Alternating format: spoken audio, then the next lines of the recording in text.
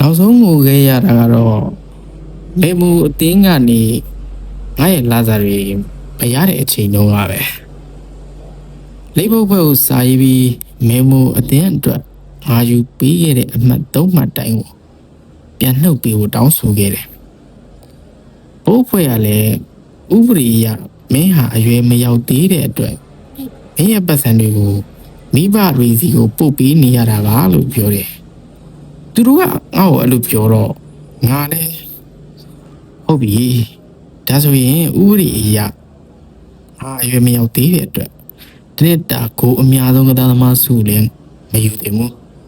မေမိုတဲ့အတွက်ချန်ပီယံစုရအောင်လဲမကစားပေးသင့်ဘူးလို့ပြောပြီးငါအရွယ်ရောက်တဲ့အထိငါယူပေးခဲ့တဲ့အမှတ်တွေကိုမေမိုမပေးသင့်ဘူးလို့ပြန်ပြောလိုက်တယ်နောက်နေ့ကျငါပတ်စံတွေငါအကောင့်နဲ့ပြန်ရောက်လာတယ်ငါဥပဒေထက်ကိုပူကြီးနေတာမျိုးပါ